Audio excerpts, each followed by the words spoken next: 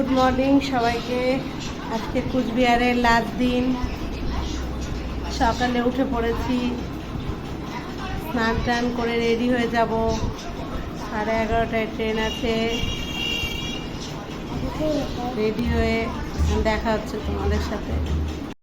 দেখো রেডি হয়ে চলে এসেছি পিসি বাড়িতে।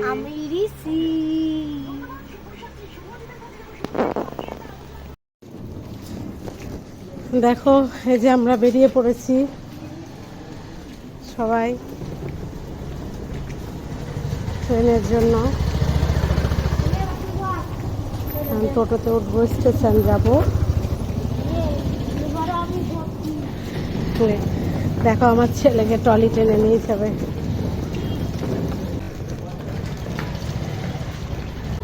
এই দেখো আমরা স্টেশনে পৌঁছে গেছি।